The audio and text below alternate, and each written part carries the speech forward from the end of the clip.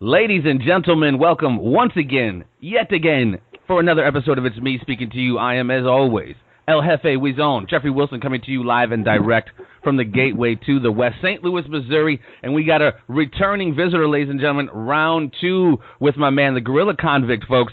This brother here, he's been on the show already. So a little bit of backstory. He served essentially a quarter of a century. He's not an old man at all, but when he was younger, he got caught up a little bit, served 25 years for, essentially, it was just selling drugs. It was grass and it was acid. You know, we can get into the validity of those laws, but he did 25 years for it, got out, I don't know, a couple years ago, had definitely enjoying life, taking advantage of his second chance.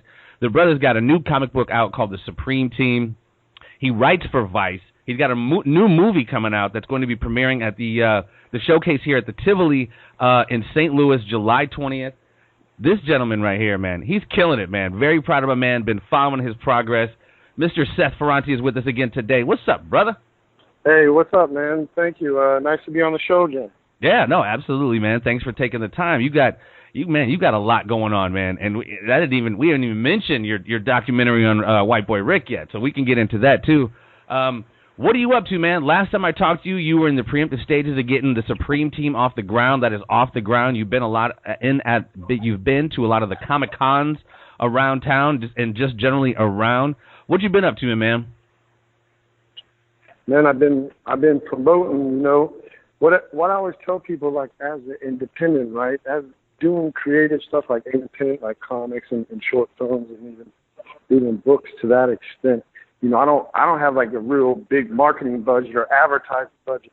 You know, like a lot of these big companies, when they put stuff out, they might have like a couple $100,000, you know, up to $1 million just marked, you know, just for advertising and marketing. So, yeah, you know, with me, you know, I need to do stuff like this, like your podcast, you know, radio shows, absolutely, you know, in-studio interviews. And, you know, I've been going to the Comic-Cons a lot and just basically going out and promoting because, you know, I might have cool stuff and people might like it, but if they don't know about it, you know, how are they going to go to find it? So that's what I try to do. I try to get out there and, you know, do my stuff and promote. And every little bit helps, man. And that is so very true. You know, obviously some of these big behemoths, they got money to market and advertise, but you know, the little man, they got to take advantage of, especially this social networking thing, man. There's so many different ways to plug yourself into, like you said, podcasts, radio shows. And, you know, that's a perfect, you know, thing you said, man. I heard a guy a long time ago, many moons ago, say, if you have $100 bills on sale for a nickel and nobody knows about it, you ain't going to sell any. So, yeah, it's definitely taking advantage of all these different outlets, man. Yeah, so that's what I've been doing. You know, I did about 10 Comic-Cons so far this year. And, you know, I do a ton of social media stuff. I'm always, you know, looking for different stuff, you know, different ways to promote my different projects and put it on social media. And then, you know, like you mentioned in your intro, next Wednesday night, July 20th at 9:30, I got the premiere and debut of my first short film, Easter Bunny Assassin. at Tivoli Theatre, yeah, in University City. It's going down like 9:30, so, you know, any local people, if you want to come check out some local cinema, but also, you know, something that's different, you know, I'm trying to stretch boundaries. I'm trying to put out, you know, something that hasn't been done before. You know, I'm not, you know, I got a real passion to be creative, you know, but I also got a real passion to do like cutting edge stuff. You know, I want to be like right on that boundary, you know, and kind of push the envelope so people can see that, you know, like they see the Easter Bunny Assassin and they're kind of like, you know, what is this dude? What is going on? You know, if you're interested, if it intrigues you, you know, come and check it out, you know, because, you know, we put a lot of work into this film. We shot it, you know, a couple weeks before Christmas, and we edited it all spring, and, you know, now we got it ready. And it's kind of like, it's my first endeavor in filmmaking, and I almost looked at it, you know, almost like an exercise when I was doing it to kind of train myself for future stuff. But then, you know, I put such a good team together with, you know, amazing, like, local talent. I mean, there's a real big, thriving film scene around here, you know, with a lot of amazing, you know, talented cinematographers and editors and actors and stuff like that. So, you know, I created a team and put it together, you know, with the help of others. And then, you know, when I really saw the finished project, I was, like, really, really pleased. You know, because as a first-time filmmaker, I didn't really know as if what I had in my head. Yeah. You know, was it going to translate to paper? Was it going to translate to film? Yeah. You know, could I bring this vision? You know, could I be the leader and you know, director as a writer and director and producer and kind of, you know, make this happen? And I did. So I was really pleased. You know, I'm really happy that it's going to be at Tivoli Theatre, and I'm looking forward to seeing, you know, something that came out of my head that I made up, you know, on the big screen. Yeah, and that's very, you know, important aspect of this, man, because, you know, from concept to on film, you know, on screen is, you know, many light years apart. So in order for you to see, you know, it's very tough, like you said, and what's key is assembling that right team, like you said, in order to get your vision done the right way, because you see so many different ventures where it's just like the vision is just never really translated well onto film, and, you know, and that's oftentimes due to the incorrect team. And you're already, and you know, we spoke a little bit about this off air, and we can't say too much, but, you know, you've already been approached by some major cable networks, a major cable network, about this concept of Easter Bunny Assassin. So you're already getting positive feedback. So yeah, ladies and gentlemen, July 20th, next week, 9:30, go over to the Tivoli, head over to Del Mar and check it out, man. It looks absolutely, the trailer, man, I was just dying when I saw the trailer, so I can only imagine what the full flick looks like. Yeah. You know what's funny too is, you know, kind of like, I created kind of, you know, I got a true crime background. That's what I write about. You know, and I was in criminal and all that. I got a bunch of criminal friends, and I was in prison. So I really did it. To me, it was like the true crime aspect was what I was going for, but I was doing it. You know, I created this kind of fantasy world with all these different type of characters. You know, like the Easter Bunny Assassin, and like coming up in the episodes, we're gonna have Santa Claus crack dealer, Tooth Fairy Mafia Don, Jesus Christ Junkie. I might even do something like with Frosty the Snowman. You know, I'm taking these different characters that I grew up with as a kid, and I'm trying to kind of mash them together in this kind of criminal fantasy underworld. But it's kind of funny because, like, my vision of what it is and how I see it, and then actually, you know, I was surprised because I didn't write it as a comedy. I wasn't even thinking like it's a comedy at all. And then, you know, like when people start seeing it, like they're laughing, like they think it's funny. And then that's like even like the film festival, like they're kind of marketing it as like a dark comedy. So, I mean, it's kind of weird how you kind of like do things and you might have one vision of it. Right. But then, you know, people take it the other way. And not to say, like, it's not that I don't want it to be a dark comedy. I'm happy with it being a dark comedy, but kind of, I don't know, it's just like the process and putting it together. And I was just kind of like, you know, you never know how people are going to take it until it's actually out there.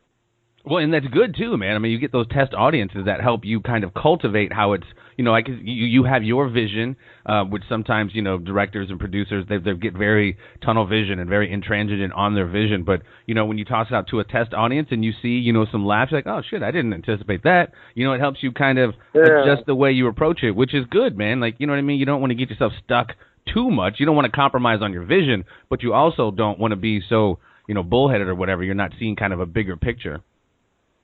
Yeah, but I can see it too, because kind of my influences, like, I mean, I can definitely say, you know, I'm kind of in the Quentin Tarantino, you know, Guy Ritchie, you know, class of filmmakers, or that's what I consider myself, you know, but at the same time, I love stuff. I love stuff like Benny Hill.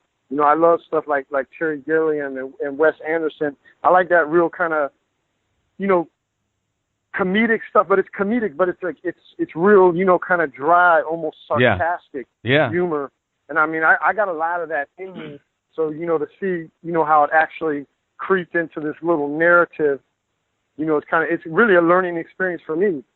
No, absolutely. I mean, and it's cool. It's interesting you said, you know, having never done this before, it's like you just don't really know what to expect.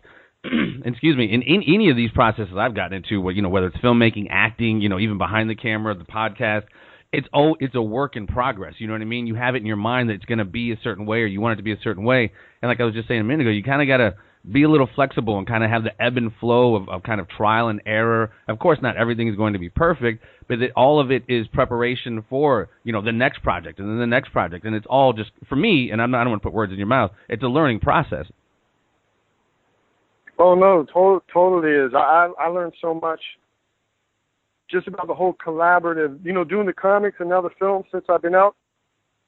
it's really been a big learning experience for me, because before, when I was writing the books, I would write the books, and me and my wife would kind of edit them and get together, and then we might have like another editor that we work with to do the final edit, and then we'll publish a book and put it out. So it's been a real insular how I've been working with my creative projects and putting these books out while I was in prison. And now, since I've been out, just working with all these talented people, sometimes I almost feel like, like I got all these like tech geniuses around me, these dudes that can do all this stuff that I can't even do, like, with cameras and, editing and After Effects and all this type of stuff. Yeah, bro. And I'm just kind of amazed.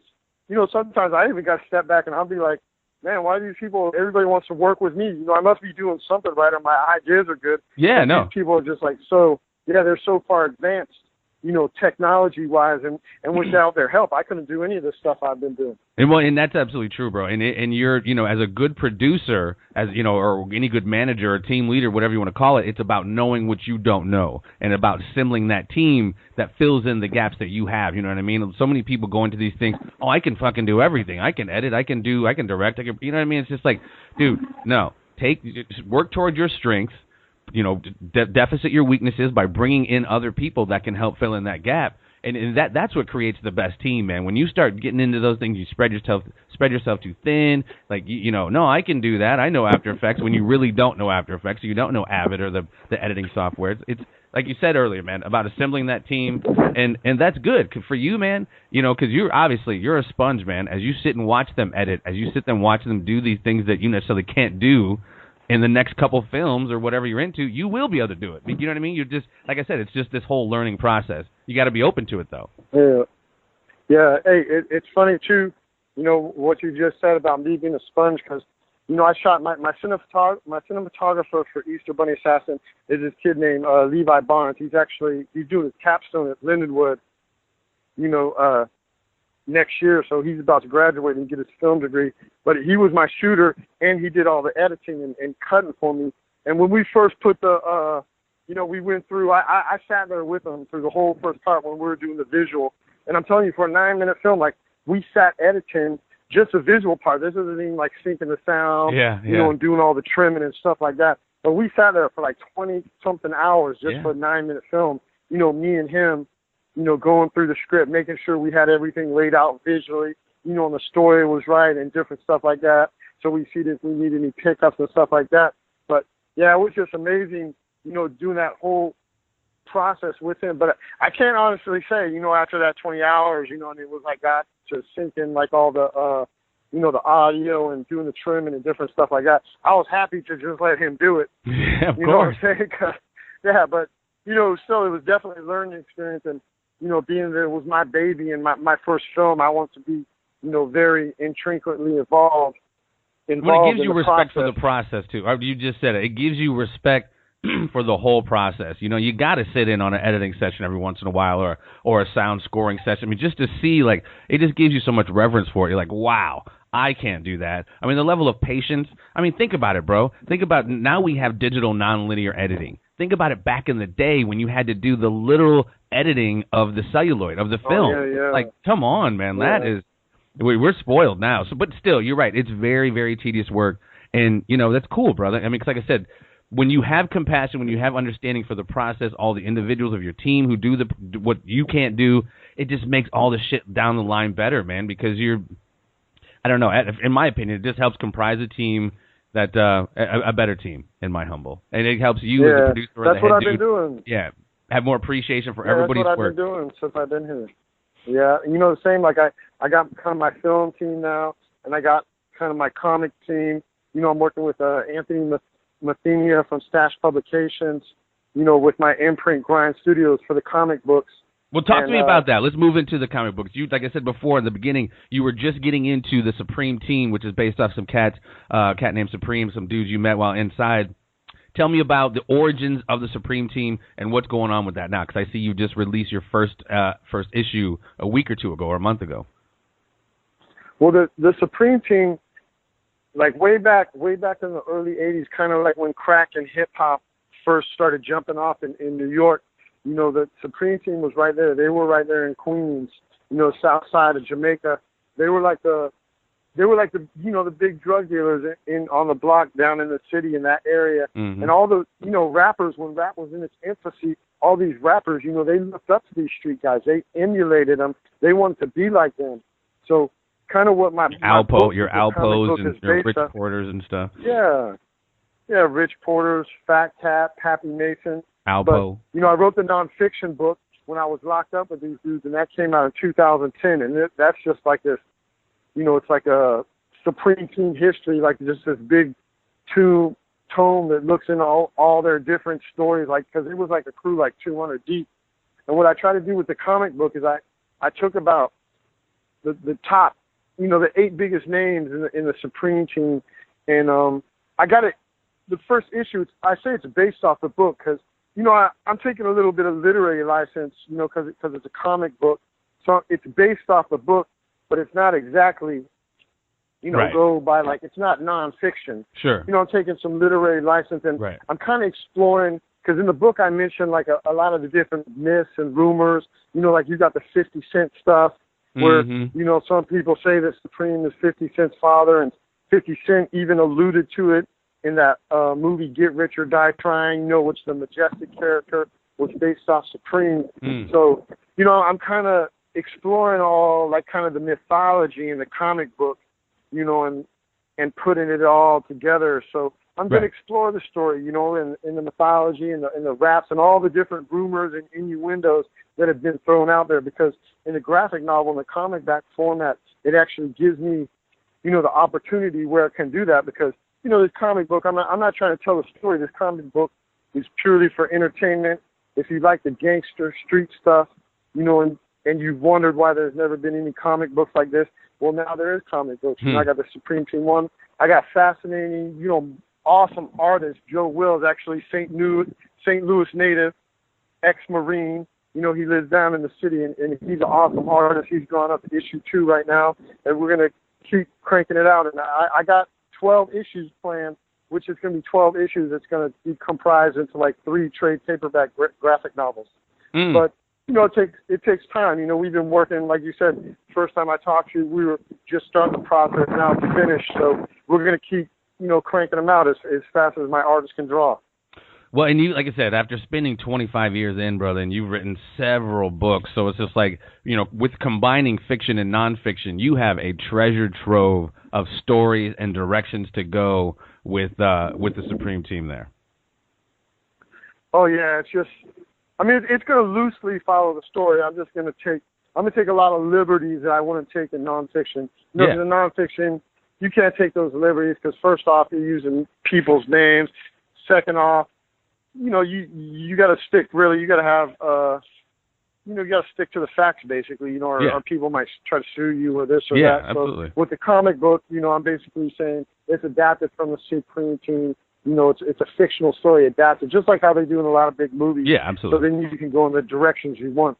Like Henry Hill, Goodfellas, you know, obviously not everything was letter for letter. And you've actually, in our other interview, you've spoken, obviously, you know Supreme, so he's cool with, you know, you doing what you're doing, obviously. You don't have any worry about any repercussions from him not being cool with what you're doing. Nah, you know, I know at one time when I put the book out, there was kind of like some dissension from like some different team members and stuff, because they were kind of like question my validity to write it, you know, because a lot of these dudes I wasn't locked up with, you know, there's like 200 dudes in this crew, and they're, you know, some are out, but a lot are in this penitentiary, that penitentiary, doing life. And, you know, Supreme finally squashed all that, and he let everybody know. He said, look, Seth is my dude. I gave him permission to do this. He's going to do some more stuff.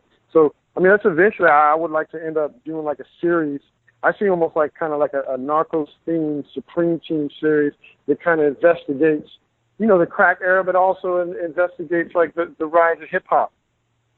I mean, dude. When I think about stuff like this, I mean, I see the comic book, I see a documentary, I see a movie, I see video games. You know what I mean? And it's not to glamorize and, you know, whatever money you're making is now. You're like, hey, this is the life. I mean, at the end of the day, you know, any good war movie is an anti-war movie. You know, anybody who watched Scarface is I want to do that is fucked up. Like, dude, that is not how, you know what I mean? There's no retired drug dealers unless, of course, you're working for the CIA and shit. But, you know what I mean? It's not a glamorizing type thing. Yeah, and then too, I mean, like I always tell people, right? I mean, it's history. I'm documenting history. That's what I do. You know, that's what I started out doing in my career. I started out documenting, you know, the crack era and the drug dealers and all the players and the people that became a part of hip hop's lyrical lore. You know, because really the first time, if you weren't from those areas, the first time you heard about these dudes was actually in hip hop, because all the big rappers, you know, like Nas, 50 Cent, you know, even like Jay-Z and Biggie, they name drop these dudes. You know, these, whatever you want to call them, street legends, hood legends, icons, you know, from these areas. And they kind of open up the door for all this stuff, you know. And with me being in prison, I was locked up with a lot of these guys, and I had a natural curiosity.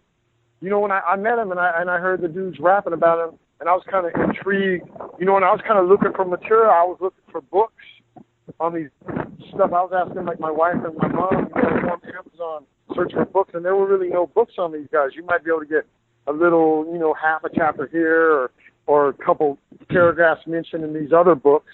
But, you know, I was interested in reading a whole book. So that's what I always tell people. What I do, I kind of write the books that I want to read. You know, and the same with the comics. You know, I've always loved comics. I grew up reading X-Men. Well, and that's Batman, always been such Joker. a huge market too, Seth. You know, the whole crime, you know, back in the day, the crime novels, Untouchable, Elliot Ness and shit. I mean, and what you're tapping into is, like you said, it's like, you know, there's the lore and the mythology of this kind of criminal stuff that went down, even in particularly just New York. Man, you talk about, you know, Nicky Barnes, Frank Lewis, Bumpy Johnson, Frank Matthews. I mean, there's just so much lore behind all of this. So it's just like, you know, it's, you know, the gangster movies sell, man. Criminal movies sell. Like the reason, you know, the Gangland, all that stuff that's on History Channel, all that stuff. There's a market for it, man. So, you know, I think it's definitely intriguing. So that's like, yeah, definitely. Even the comic books, like I say, I did those comic books, you know, because I got the Supreme Team one. But I basically did that because I wanted to read a comic book like that. So, you know, I found an artist, I had the story, I put it together, I assembled the team, and you know, I got other comic books that we just put out. We just put out the Lucky Luciano comic book, Lucky #1, which actually examines, you know, the early life of, you know, that famous mafioso, and it's going to go into, you know, it's eventually going to be a graphic novel and show how he kind of formed the mob. You know, it's kind of going like that. Not the glory days of the mob, but it's going from like his early beginnings to show how he became Lucky Luciano. And I got Christian Cipollini, you know, who's a big mob writer. He writes all types of mob books and appears on like A&E and Discovery Channel talking about the mob. He wrote that comic for me.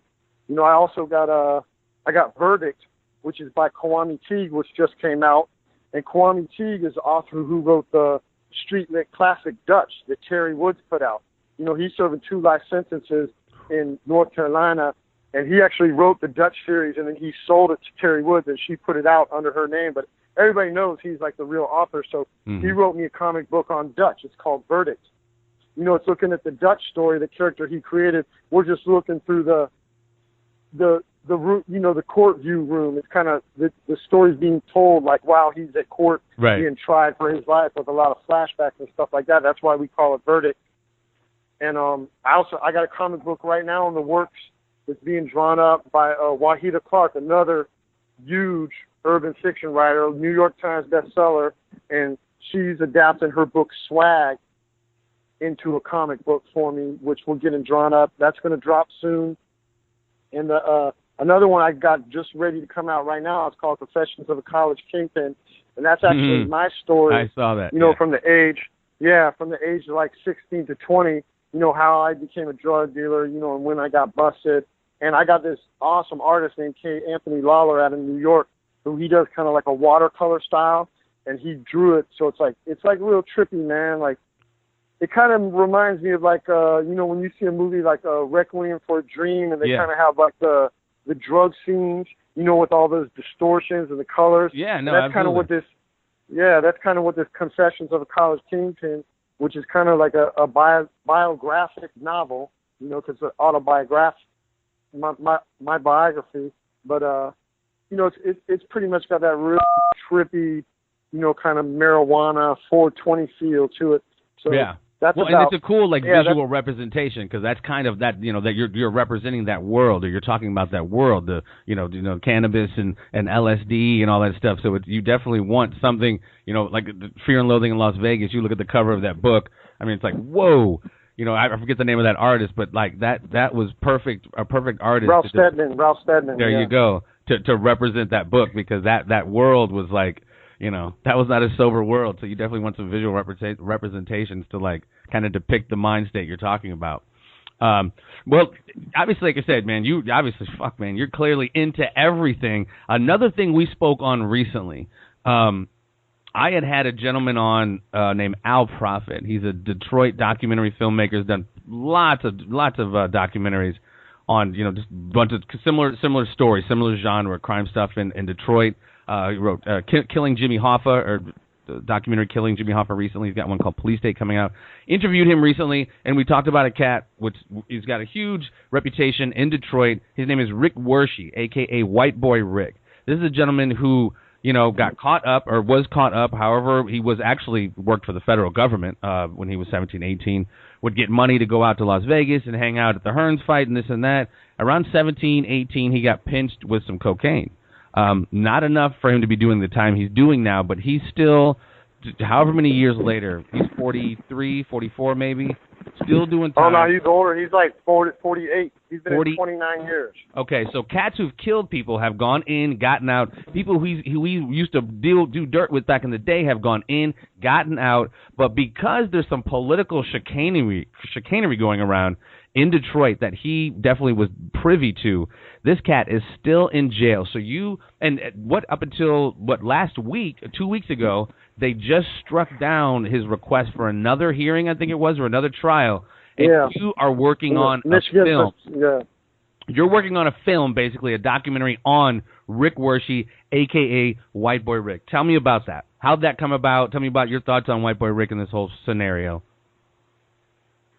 Well, I was in all East Coast prisons. I was in a couple of joints like Kentucky and West Virginia, and I was always locked up with a lot of guys from Detroit. They had a lot of Detroit dudes, so I've been hearing about White Boy Rick, since like the early '90s, and he just has this like real outsized legend, and his story's really a trip because he was this white kid, like 17 years old. He grew up in the inner city and consorted, with people down there, and they were his friends and everything. But it was like at the age of 17, right before he got busted, he was like considered like one of the biggest drug dealers in Detroit. Or not the biggest drug dealer, but he just had like this outsized legend, this outside name. I think because he was a young white kid that was operating in the black underworld. So it was something that was like really unheard of, and the media just like jumped on this, and like he used to go to like Detroit Piston games, and like they would show him and put him up on the big screen and stuff like that. And this kid was like 16, 17, so it's like really crazy. So I'd always heard about him. I'd always been interested in his story, and then eventually I started writing him. And then when I got out, I started calling him and talking to him. And I had written about his story in a couple different times on different websites, but I always thought, first off, if we did a documentary, I had the idea if I did a documentary, maybe it could help him get out, because he's been locked up basically like 29 years for 8 kilos of cocaine. And secondly, I just thought the story, man, I thought it was a real, like what they call in Hollywood, like they'll say it's like a sexy story, which means basically like it could appeal to a lot of people and it could make a lot of money. Well, yeah, he was dating the mayor's niece, and they had a whole security detail, not to bust any drugs, but to just watch the niece, secure the niece. If anything goes down with the niece, secure her. If drug deals are going down, fuck it, I'm not worried about it. Just secure the niece if something's going down. So, like I said, there was some political machinations dealing with Mayor Coleman and who's the gentleman who just died from Beverly Hills Cop? His name was Gil. Yes. He was Axel Foley's boss in Beverly Hills Cop, but he was a real Detroit police officer, and he wound up getting into some stuff up there in Detroit. And like I said, Rick was privy to a lot of this information, and he still is, which in my opinion is why Detroit, as you know, man. You ask your boy, Mr. Prophet, like you got Kwame Kilpatrick. That place has just been dirty for a very corrupt. I just wrote an article for The Fix the other day about how some drug dealers are at trial right now testifying against some corrupt cops. So, it's been real corrupt in that city for a real long time. But for the White Boy Rick documentary, it's called 650 Lifer. I'm working with, I'm attached as a producer, but, the point guy, who's really running it is Sean Reck from Transition Studios, who he did A Murder in the Park, which is on Showtime right now, which is doing real big on Showtime, and it's going to be on Netflix. So we're going to go the same route with this white boy Rick. We're supposed to do a lot of the last round of filming, this month in July. Then in August in the fall, we're going to start doing the edits, and we should have a finished project, by hopefully January 2017, and then shortly thereafter it'll, be appearing on Showtime. Yeah, and Netflix. I really hope, man. I obviously I think it's fucking awesome that you're doing this film because, regardless of what he did 35, 25 years ago, he should not be in prison now. You guys are bringing attention to this, I think, in a way which could be very significant. And we'll just see what kind of public reaction comes because, if people really get wise to this and just see this blatant injustice, which is what it is, I think, they can start holding these political people accountable, man. Because as you saw with, what's that movie, The Making of a Murderer on Netflix, like that caused such a buzz. That got, this guy a new trial or whatever. And granted, Rick was just denied a trial recently, but if you get this word to enough people are going to start realizing, all right, something's fucked up here. Something's really fucked up. You're just denying this kid no trial. He's been in jail longer than freaking murderers and rapists. And when they hear the backstory on the political connections, people will just see, like, all right, dude, this is some inside baseball. And this fucking kid who was arrested when he was 17 is still being punished for it. Yeah, I mean, it's crazy. I mean, there's a lot of complications in his case. He was actually with the feds in the witness protection program because he testified, after he was in the state for a couple of years, he was trying to get out of it. So he testified against a bunch of Detroit police, and it actually, back in the early 90s, like 91, it was like, at the time, it was the biggest police corruption trial in Detroit ever. So, and it went all, they didn't get Mayor Coleman Young, but it went all the way up to like his top bodyguard and his top aide, but, he wouldn't slip. Dude, so, just a testament to how much of a freaking warrior. I mean, I'm sorry, dude. I mean, whatever you want to call it, dude. Rick Wershey was in the situation he was in when he was 17. Katz and his crew, like I said, he was working for the feds. He was working for the cops. Katz and his crew found out about it. They had suspicions, and so they shot him. He got shot. He goes to the hospital, comes back, and is like, man, I don't know what the fuck. That was some bullshit. Like. And so his boys were like, man, he can't possibly be a cop because we just shot him and he's back here. That was crazy when I heard that aspect of the story. And even the thing that a lot of people don't know about him, because I mean, I consort with a lot of ex-cons and a lot of ex-criminals, dudes that did a lot of time. And they have, like, certain beliefs, about ratting and snitching and stuff like this. And, like, what I always explain to them, because even in the joint, dudes will say, oh, he's a rat, he's this, he's that. But, when I've investigated this story completely, I wrote about it extensively. And what I always tell, a lot of my comrades and my peers, I say, look, man, this kid, he's not like a regular snitch. He wasn't out there doing crime and he just decided to snitch because he got busted. The feds actually, his dad was an informant. And the feds that were using the drug task force in Detroit, made up of the Detroit Police Department and the DEA and FBI, they were using his dad. His dad used to sell guns and silencers and stuff like that, and then, make busts for the feds and snitch on people. But they recruited his son because at one time, when the crack era started jumping off, like the mid-'80s, 83, 84, and it was getting real bad in Detroit and all the bodies were dropping and stuff like that, and law enforcement was really worried about. So they were pressing Rick's dad, what do you know about this? What do you know about this? But Rick's dad just sold guns, so he didn't know anything about all the drug dealers and crack and what they did. He just knew the dudes he sold guns to. So, but the feds, they told him, they said, well, your son is out there, playing basketball with all these guys' workers, because Rick was like 13, 14, out in the neighborhood playing basketball with all the other kids. And some of these kids, happen to be workers or runners or lookouts, for a lot of these criminal organizations.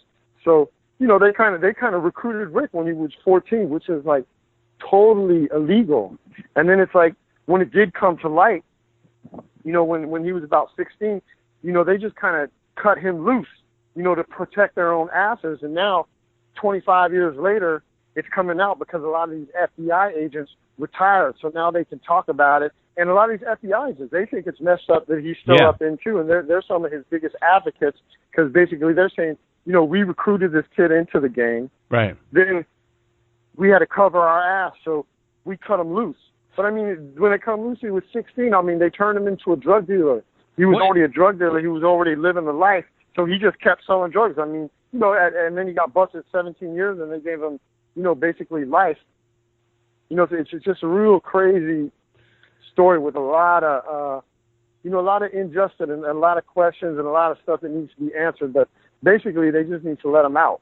Yeah, at the end of the day, I mean, pretty much the general consensus from even, like you said, former FBI, police, prosecutors, not prosecutors, but like defense attorneys in Detroit. I mean, it's just when you see murderers and rapists and people who've done much worse getting out, and he's still in there for just, whatever. I mean, 8 kilos of cocaine, I mean, depending on what state, that can get you life. But it's like knowing his story. Like you said, the brother was freaking, recruited when he was well underage by the FBI. I mean, it sounds like a Lee Harvey Oswald kind of scenario to me. I don't know if you're familiar with the whole whatever, but I mean, it just sounds like he just got recruited and was a part of it, and then when they were done with him, they were done. And now he sits there, of course, I think obviously a part of it, they don't want him out because if he gets out, he'll hop on podcasts like these and many others and just tell the full skinny. Because right now, I'm sure he can't tell the full skinny.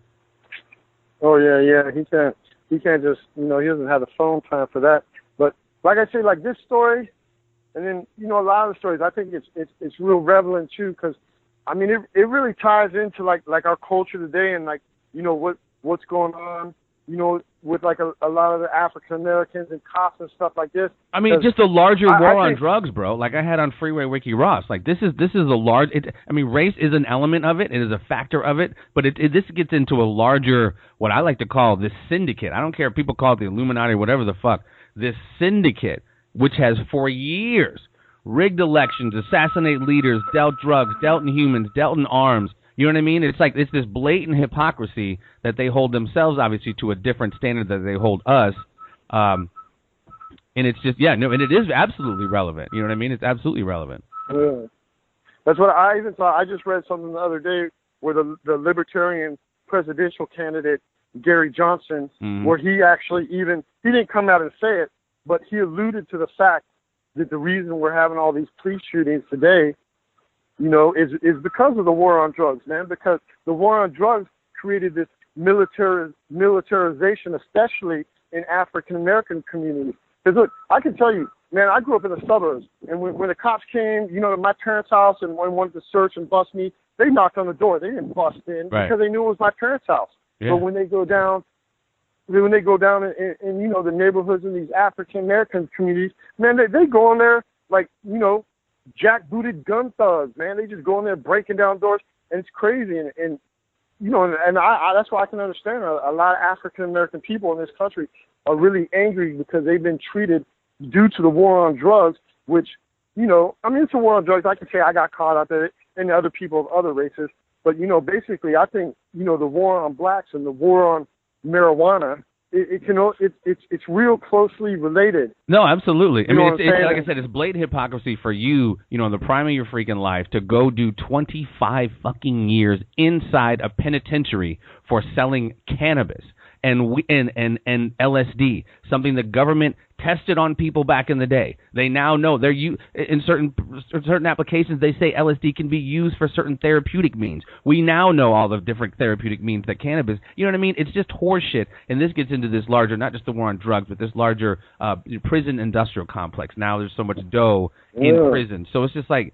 I mean, you're absolutely right, bro. I mean, it's something that, this is the reason why I kind of do this podcast, my other podcast, The Conspiracy Farm with Pat Miletich, because these things need to be talked about, man. People have this cognitive normalcy bias in their brain where they're like, no, there's no way that could happen. But if you open a fucking history book, if you get any kind of clue, then you see the duplicitous, the hypocritical nature of the system, if you will. So, I mean, I'll be so very... I think really a lot of my work, that's why I always say a lot of my work is like a cautionary tale, but it's also history, man. And, if you look through history, it depends on what lens you look through history, you can interpret it different ways. Yeah. But I think more and more, especially, today, in light of, like marijuana, the marijuana legalization movement, and then all this other stuff, a lot of people are looking back and I mean, this was like a lot of coordinated stuff, like, you know, maybe back in the 70s and then into the 80s, where, you know, the people that are making the laws and the people that are making decisions, they specifically targeted, you know, like they targeted African Americans and they targeted marijuana users. And this is where, like, this whole war on drugs. Well, and that's absolutely big. Over about a month ago, Chuck Colson, I believe his name, one of Nixon's former aides, pretty much came out and said that very thing. The war on drugs was pretty much invented to go after not just the African-American family or the black family, but social anti-war protesters, hippies, etc. That was, you know, that's just what it is. So, and you know, even like when I was going through like my whole, you know, prison thing and you know, dealing, you know, because you got to deal with a lot of, you know, realities and then how you're going to be accepted back into the world. And, you know, I always used to think, like, while I was in prison, I looked at it like, you know, I want to be, you know, I saw the world as like the Matrix. Like, I want to be plugged back into the Matrix, you know, because they had me in prison, and prison sucks. Right. You know, living in prison, life in prison. So I wanted to be plugged in back into the Matrix. You know, I was ready to come back out to society, you know, and conform and be that, you know, quote unquote good citizen. You know, I had my work, so, you know, I got my work to sustain me. But now, you know, I've been out almost 2 years, and I'm kind of looking at society now, and I'm looking at everything that's going on, and I'm seeing how stuff is breaking. And now, you know, I'm looking back at the, you know, the 17, 18-year-old, 19-year-old me, and I'm really feeling like justified, like, you know what, I was right. I was being righteous. You know, I wasn't a criminal. I was trying. You know, I was breaking a law that I thought I was wrong. You know, I was selling marijuana and LSD because I think those drugs should be legal. You know, I'll be the first to tell you, I think cocaine and heroin and methamphetamine, drugs like that, I think those are bad drugs. They can really destroy people's lives. But, you know, to me, I mean, alcohol is worse than marijuana or LSD or a lot of the other. Yeah, I mean, any of it, dude. Cigarettes, man. Cigarettes kill almost 400,000 to 500,000 people a year, but it's perfectly legal. You know, weed kills 0. You know, I mean, alcohol kills. It's just, you know, it just becomes this weird, bizarro world. You know what I mean? Like, what? This fucking plant's illegal and people are doing hella time for it, and this is completely legal and people are making shitloads of money for it, and that's not even getting into the pharmaceutical industry. Shit. Yeah, so it's just, you know, even you just take a whole look at it. But I want to say I love the true crime stuff, and I really kind of love the fantasy stuff, and I love mixing it together. But I would like to do some more like true crime documentary stuff, you know, about the drug war, like just examining different stories and different people's lives in the drug war and how they were made to endure all this time, basically. So a segment of our population, which, you know, is a white segment of our population, but it's an extremely small population. Like, that's what I got a lot of different friends from different races, and I always try to tell them, I say, look, man, it's not like a black-white thing or a black-Mexican thing or, you know, even a white-Mexican thing, because I go, you got whatever race or whatever, you know, creed it is, you got some people that are evil people that are going to do stuff this way or that, or shyster or whatever. Right. I said, it is. You do got, in this country, you got one segment, like you want to call them the top 10% or whatever you want to call them. They got all the money, and they make all the laws, and they flip everything to how they want it, basically, so that they can, you know, like if you want to say a syndicate or whatever, but there is a group of this people in this country. But that's what, I don't like I tell a lot of my friends, like, you can't blame all white people just for this little segment, just like, you know, of any race, you can't. No, you know, that's the thing. We're fighting against something like, let's just say ISIS. ISIS says, you know, all fucking non-believers are infidels. Like, so they have that mentality of like, all of you are XYZ, and that's just insane. You know what I mean? It's like, you can't look at even all Muslims. Muslims are 1 billion people. That's 1/6 of the human population. Yeah. Not all Muslims are XYZ. Not all white people are whatever the worst Klan people. Not all Mexicans are the fucking Sinaloa cartel. Like, we love these shortcuts to thinking, and we love these labels, and we love to get into stereotypes, serious stereotypes and xenophobia of like, look at them. It's so easy to point the finger. My way is so much fucking better. I'm so much better. Those guys are savages. And it just, like I said a minute ago, it's like people just don't even know like the history of things. They just love to put shine on themselves and the group maybe that they're a part of, not even knowing the larger historical aspects of things.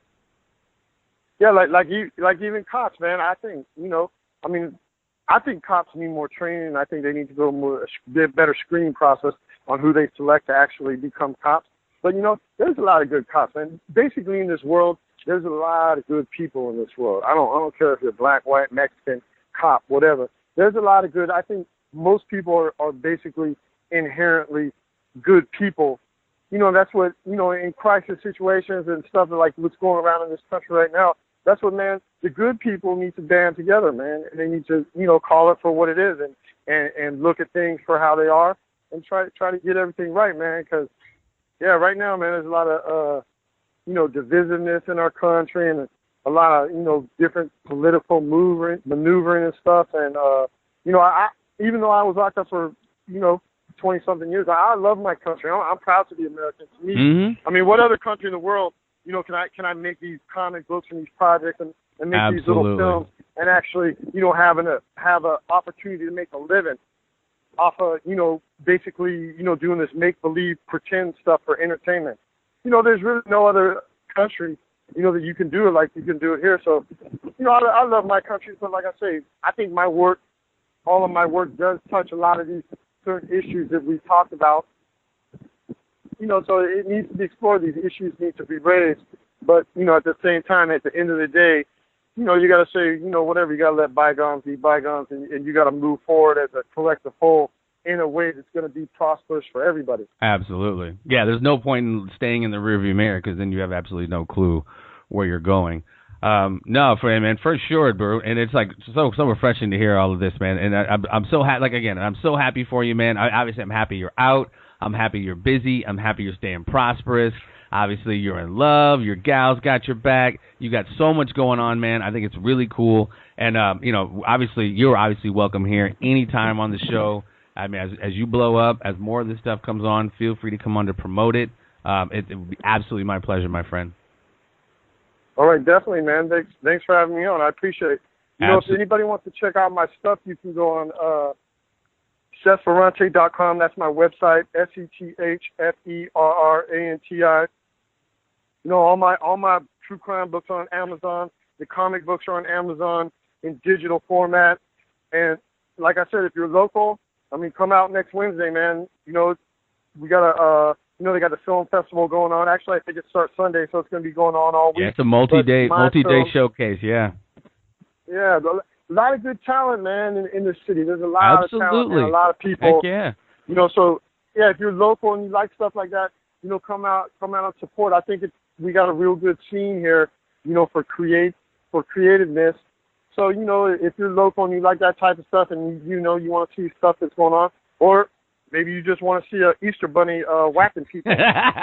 So if you want to see that, come out to Tivoli next Wednesday, July 20th at 9:30, and it's going to be my short and a bunch of other very good, shorts that are going to be playing too. Absolutely, man. Definitely come support that local art, man. So thankful, brother. Thank you again for coming through, man. Round two. Again, like I said, you are welcome anytime. This has been Seth Ferranti. He is the proprietor of the Supreme Team, Grind One. What is it? Grind One? What is that exactly? It's Grind Studios. I just put the one as the I, but that's okay. But yeah, the website's the Grind. That's for Grind Studios. That's what I use to put out the comic books. Yeah. And the films. I'm putting them under that. Because I got the other Gorilla Convict too. Gorilla Convict. That was the other thing I was gonna say. Okay. Yeah, and I got that website. But definitely, man. I'm not going nowhere, and heck no. I'm gonna keep putting stuff together.